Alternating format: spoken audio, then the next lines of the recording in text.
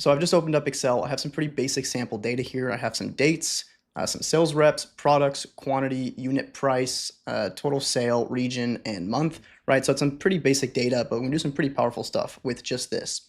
Now, the first thing we want to do is actually have the Claude extension, which is right here. Now, it's super easy to set up. However, this is a paid feature. You do have to be on the paid plan to have this available, but it is super worth it.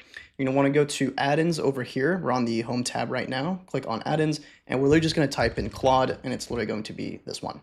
So make sure to add this, make sure to have the basic plan for Claude, and then you're looking to follow the instructions. It's going to open up a browser, put in a code, you log in, and then you should now have the Claude extension up here. Now click on this. We can already see what it's recommending.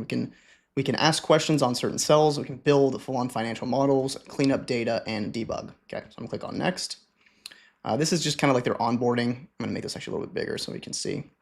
It doesn't really matter what you click here. You could just do whatever you're doing.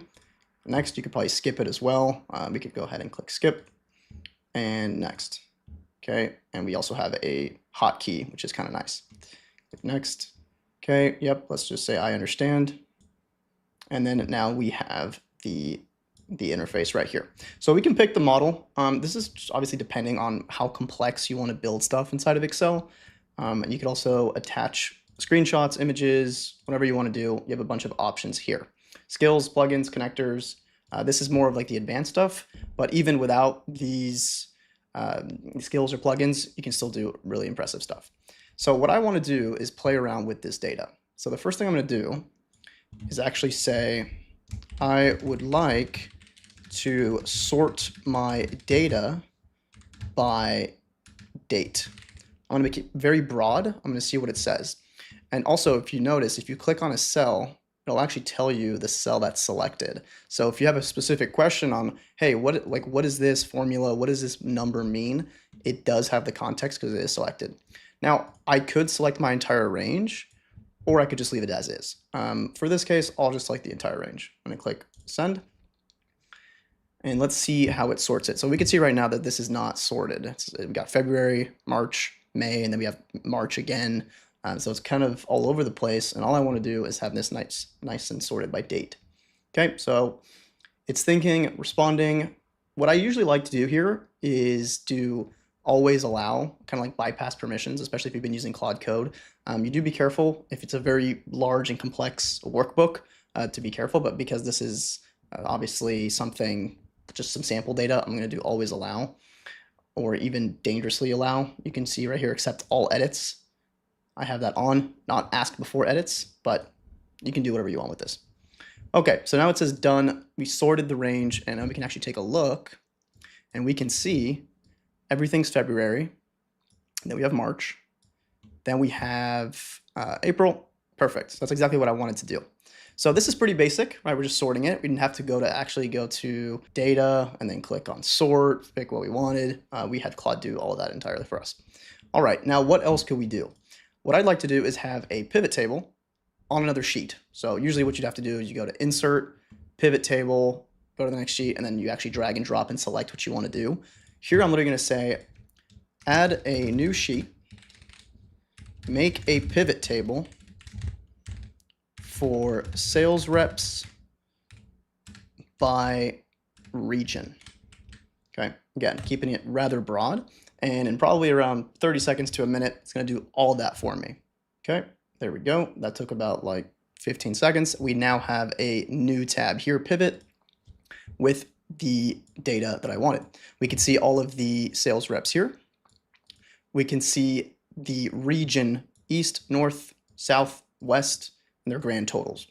So from this, we can clearly see that this was the most amount of money generated. And you'll notice as well that when I click on the pivot table, we have everything on the right side that we usually have to actually drag in to customize our pivot table. If you don't really know how this works and how to do it, you literally just have Claude build your entire pivot tables. I know that in finance or a lot of financial analysts, they work with pivot tables a lot. A few years ago when I had an internship, I was working a lot with pivot tables and I absolutely hated it. So this is definitely something I wish I had back then. So that's one example. We can create more and more pivot tables for whatever category we want from this.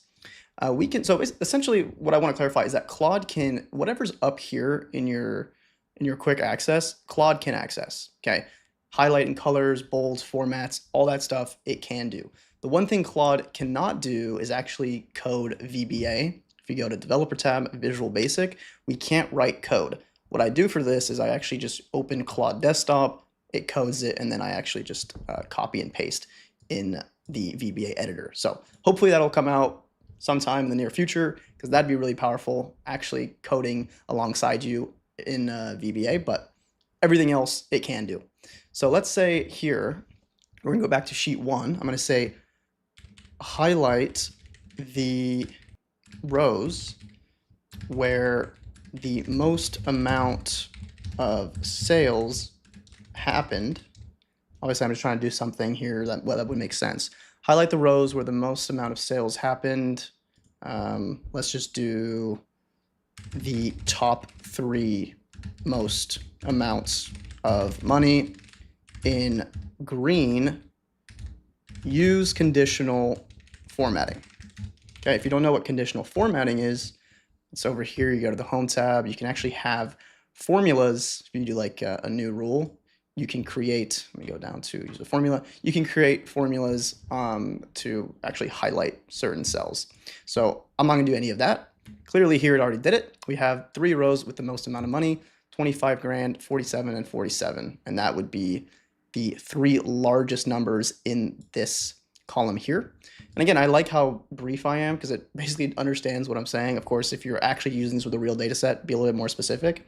If I were to click on the table here and go to conditional formatting, I go to manage rules, I now have a formula that Claude generated for me. So I didn't actually have to think of this myself and write it, because I remember before AI, I would spend a lot of time on stuff like this. And even without AI, this would probably take you a few minutes unless you knew exactly the formula you wanted. But yeah, so that was really nice. Now, what if I wanted to create a full-on interactive dashboard? This is one of my favorite things, and this is a really powerful thing. What if I wanted to create a full-on dashboard? I used to do this before AI, and this would take me days, like genuinely take me days. Now, I'm gonna say in 3 minutes, it's gonna make a full-on dashboard. It's fully interactive with all of this data. So here I'm going to say, create a new tab. It needs to be a fully interactive dashboard. I want neo colors with a black, let's just say background. I don't know what I mean. Fully interactive dashboard. I want neo colors with the black background, beautiful graphs, all within our data set. Let's include filters, graphs, etc. That is all I'm going to say. And I'm going to say in a few minutes, it's going to make that new tab, and we're going to have a full-on dashboard created literally from this data set. Now, we'll see how it does. It might miss a few things, and that's completely normal. AI is not going to get a first try every single time.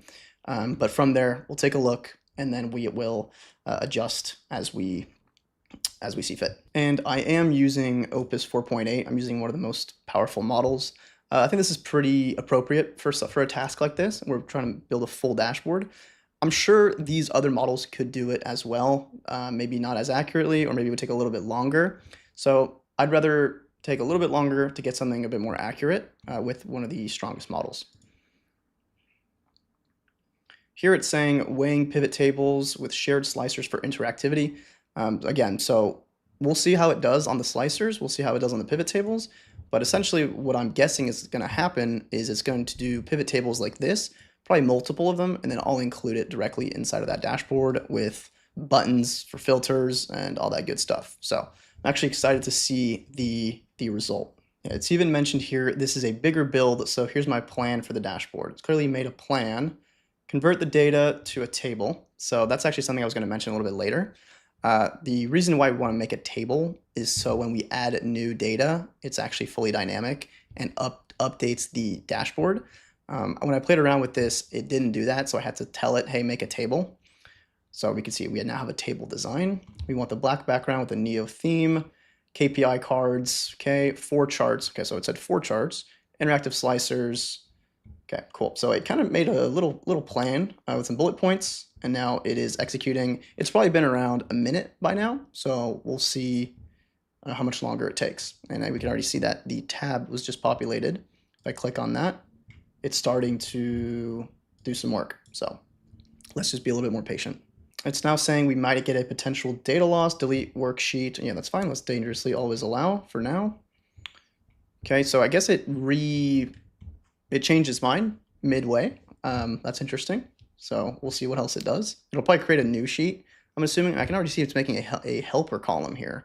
That's interesting. We now have a completely black spreadsheet, and it made a calc worksheet, and it also made a dashboard tab here. So we got 2 new tabs. Okay, I'm actually really intrigued now. Okay, that seems to be populating. I'm a big fan of the colors. This is exactly what I wanted. I wanted something fully black with neon colors. Okay, cool. If I click on these, we can see that these are formulas, right? So everything's dynamic, like I said. Total sales, we're doing the subtotal formula coming from the table reference. We have transactions, units sold, and total sales. Cool. And I'm excited to see how the graphs and charts are going to look as well. And wow, that was quick. It just automatically populated all of that. Okay.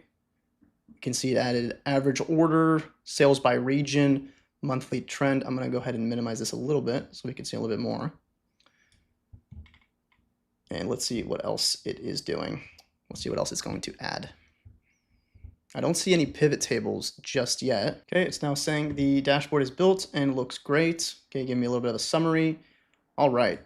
So I was pretty broad with my request. And let's see already what it did. So it did those formulas up here. It got 4 graphs. I don't see, okay, if we scroll down, we get our slicers. It seems the slicers aren't the same colors that we wanted, but I mean, it did place them exactly in a great spot. My camera just died on me. So what I was saying was, now I'm assuming if we click on these filters, these slicers, this will update. So if we go to central, we can see, let me go ahead and just exit this out. So we look at central, we see the data for central, we can do east, everything moves dynamically. Now, I didn't specifically say, hey, make sure to add pivot tables. When it was thinking, it said like, oh, thinking about pivot tables. So I assumed it was going to add pivot tables. So we could add a lot more, but this probably took around 5 minutes.